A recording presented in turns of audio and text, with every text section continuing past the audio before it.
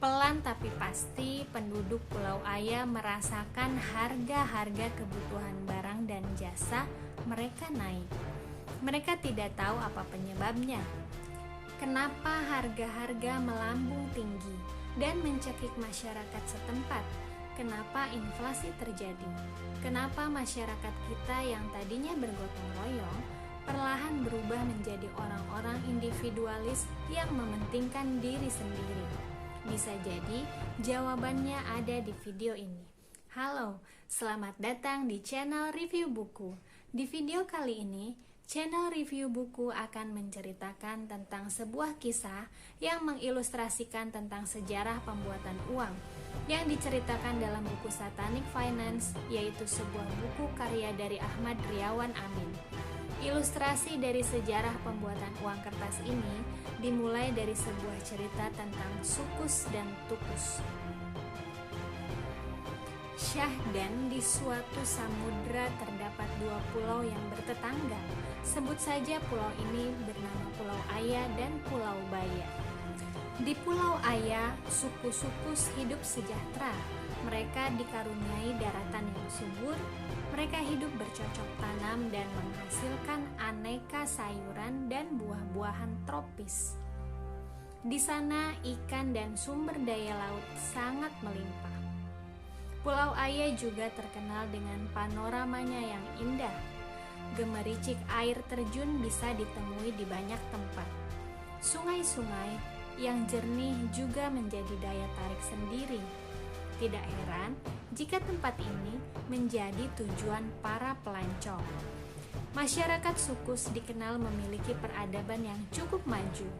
Mereka beruntung, pulau yang mereka tempati menghasilkan emas. Mereka juga bekerja keras untuk mendapatkan logam mulia ini. Hampir semua anggota suku memiliki emas dan menyimpannya sebagai simbol harta kekayaan. Selain sebagai simbol peradaban, emas juga berfungsi sebagai alat transaksi. Sejak Saka, sang ketua suku, mencetak koin emas, maka semua transaksi jual beli yang semula dilakukan dengan barter beralih dengan diukur dengan emas. Berdagang pun menjadi lebih mudah dan simpel. Meskipun begitu, mereka tidak mendewa-dewakan emas sebagai satu-satunya pencapaian. Kehidupan sosial mereka lebih penting daripada emas, sebab mereka hidup dengan cara saling tolong-menolong. Ketika anggota suku perlu membangun rumah, maka anggota suku yang lainnya dengan sukarela meminjamkan emas miliknya. Hebatnya, tanpa charge atau tanpa tambahan apapun. Mereka bergotong royong satu sama lain dengan ikhlas. Anggota suku terbiasa bahu-membahu mengatasi persoalan bersama. Bisa dikatakan mereka hidup rukun dan damai. Sementara pulau tetangganya, yaitu Pulau Baya, didiami oleh suku Tukus, mengelola lahan di sawah atau ladang dan memelihara ternak. Sebagian lagi memproduksi kerajinan tangan. Suku Tukus hidup lebih sederhana dibandingkan suku Sukus. Mereka masih menggunakan sistem barter dalam transaksi kesehariannya. Kebanyakan dari mereka hanya pekerja kasar. Mereka tidak memiliki pusat kota yang indah dan maju seperti halnya suku Sukus. Sesekali mereka menjual hasil bumi dan handicraft mereka ke suku Sukus. Jadi suku Tukus ini mirip-mirip sama negara berkembang yang mengekspor hasil buminya ke negara maju. Ya kayak negara siapa tuh gitu. Meskipun berbeda dari segi kesejahteraan, ada satu persamaan yang menonjol antara suku Tukus dan suku Sukus, yaitu mereka sama-sama hidup damai, rukun, dan saling tolong-menolong. Sampai akhirnya datanglah tamu istimewa ke suku Sukus yang berpenampilan perlente. Mereka adalah dua orang asing yang turun dari kapal dan berlabuh di Pulau Aya. Gago dan Sago, begitu mereka mengenalkan diri. Kedua tamu ini disambut dengan sukacita. Saka sang pimpinan suku-suku sangat terkesan dengan kisah Sago dan Gago yang mengaku sudah melanglang buana. Sebagai buktinya, kedua orang asing itu lalu memamerkan koin emas asing yang mereka kumpulkan dari berbagai tempat yang mereka kunjungi. Hal yang paling menarik bagi Saka dan punggawanya adalah kertas yang dinyatakan sebagai uang. Gago dan Sago lalu memperkenalkan bagaimana uang kertas jauh lebih efisien ketimbang emas yang sehari-hari mereka pakai. Itulah kenapa uang kertas ini sudah dipakai di negara-negara yang jauh lebih maju dibandingkan tempat tinggal mereka. Karena mendapatkan respon yang positif, Gago dan Sago pun semakin bergairah menjelaskan uang kertas ini kepada sang tuan rumah. Lalu mereka memperkenalkan mesin pencetak uang. Gambar Anda nanti akan terpampang dalam lembar uang kertas ini. Gago menunjuk ke uang kertas sambil menyunggingkan senyum ke arah Saka. Benarkah? Selah Saka berbinar. Seumur hidupnya tidak ada orang yang memberikan penghormatan sebagaimana dua tamu istimewa ini. Kalau uang kertas bergambar dirinya diterbitkan, pasti dia menjadi manusia yang sangat terkenal. Perkembangan ini ternyata menjadi berita di mana-mana. Suku Tukus yang mendiami pulau tetangga yaitu Pulau Baya, diam-diam memuji dan ingin sekali praktek yang sama juga diterapkan di pulau mereka. Bayangkan, dari awal melakukan jual beli dengan cara barter, tiba-tiba ada sistem super canggih yang bisa membantu mereka melakukan transaksi dengan sangat mudah dan efisien. Dengan tidak sabar, suku Tukus kemudian mengutus perwakilan untuk menemui Gago dan Sago. Mereka meminta agar sistem bank diterapkan juga di Pulau Baya. Gago pun menyanggupi dan meminta Sago untuk membuka cabang Bank Aya di Pulau Baya dan mengangkat Sago sebagai manajernya. Bedanya, di Pulau Baya hanya sedikit penduduk yang memiliki koin emas. Sago menjelaskan bahwa tanpa koin emas pun, suku Baya bisa mengenyam kenikmatan sebagaimana suku Aya. Dan mulailah Sago membagikan uang kertas. Ada 100 kepala keluarga di pulau itu. Setiap kepala keluarga diberikan 1000 lembar uang. Total uang yang tersirkulasi di pulau itu mencapai 100.000. Apa yang dikatakan Sago itu disambut dengan senang. Mereka bersyukur karena sebentar lagi pulau mereka tidak akan sekolot dan seprimitif tempo hari. Kemeriahan itu sempat hening ketika Sago menyela. Harap diingat ya, uang yang saya bagikan tidak gratis. Ini adalah pinjaman. Setelah setahun dari saat ini, Anda harus mengembalikan uang ini plus 100 lembar uang tambahan. Kenapa? Kenapa harus ada tambahan 100?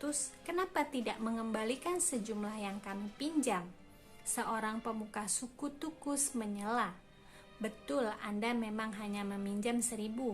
Yang 100 itu adalah untuk membayar jasa yang kami sediakan. Meski ada yang masih mengganjal, penjelasan Sago cukup tepat untuk membungkam naluri kritis warga Tukus. Hal itu terlihat dari tak surutnya minat warga untuk mengambil tawaran Sago. Paling tidak, mereka bisa merasakan mudahnya bertransaksi dengan uang kertas. Yang lebih penting lagi, mereka bisa menikmati status sebagai warga dunia baru, modern, dan prestisius. Setelah sekian lama, dua agen ini mulai memainkan kartu truf mereka.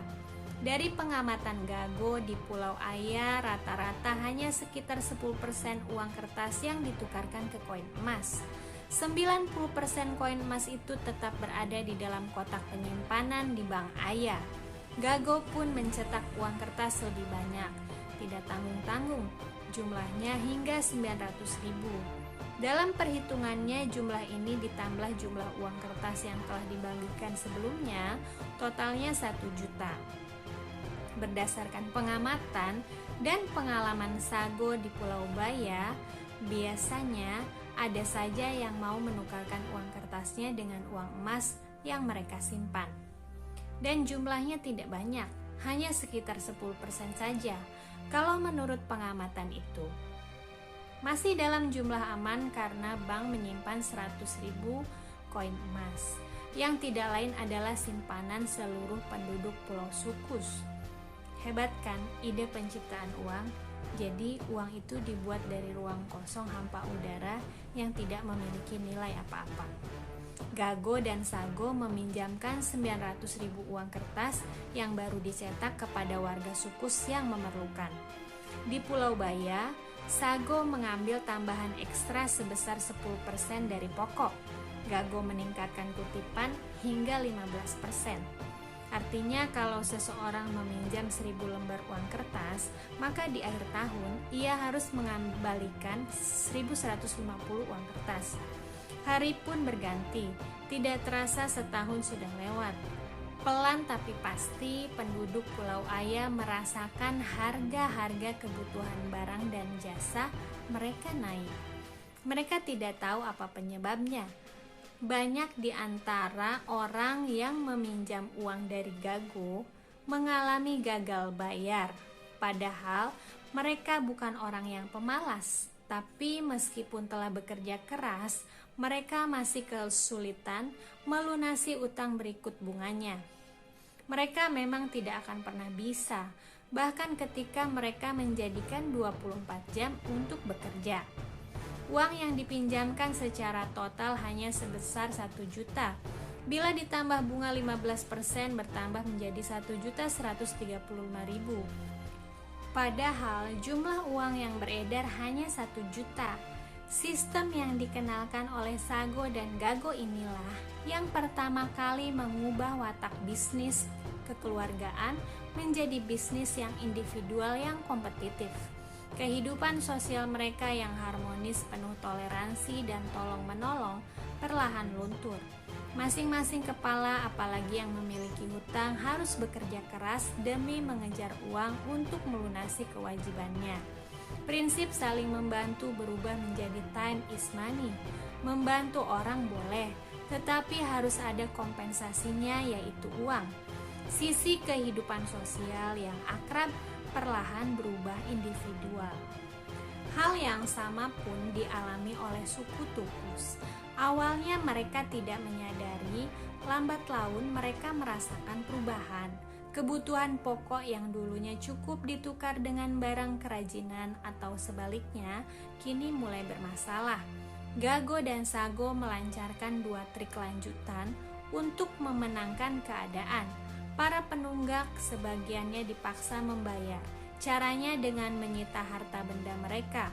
Rumah, sawah, ternak, dan harta benda mereka segera berpindah tuan. Sementara penunggak yang mempunyai hubungan baik dengan Gago dan Sago, seperti kepala suku, diberi kesempatan untuk memperpanjang masa angsuran. Namun, alih-alih bisa membayar di periode berikutnya, kepala suku kembali tak bisa melunasi utangnya. Sago dan Gago yang semula berlagak membantu, kini semakin kaya raya. Yang mulanya datang ke Pulau Aya dan Baya dengan mesin pencetak uang, kini telah menjadi pemilik hampir semua kekayaan di 2 pulau tersebut. Mereka menguasai ekonomi dan properti. Lambat laun, dengan uang mereka pun memperoleh kekuasaan baru, menguasai politik negeri itu. Sementara masyarakat 2 pulau itu tinggallah sebagai pekerja kasar. Kemiskinan tiba-tiba seperti endemik yang terus menyebar dengan cepat. Mereka bekerja keras untuk hasil yang sedikit. Mereka kehilangan waktu untuk saudara dan tetangga mereka. Semakin jarang melakukan upacara keagamaan, dan lebih parah lagi mereka semakin tidak perhatian satu sama lain. Kejahatan yang semula hanya cerita yang sering mereka dengar dari negara antah berantah, kini marak terjadi di depan hidung mereka sendiri. Perangkap inilah yang dengan cerita dan intensitas berbeda terjadi dalam krisis di Asia. Bagaimana menurut teman-teman mengenai kisah Sukus dan Tukus ini? Apakah kisah suku Sren Tukus ini menurut teman-teman berhubungan dengan apa yang terjadi di negeri ini? Saran dan komentar teman-teman sangat membantu dalam membangun channel ini. Terima kasih telah menonton video ini. Sampai jumpa. Wassalamualaikum.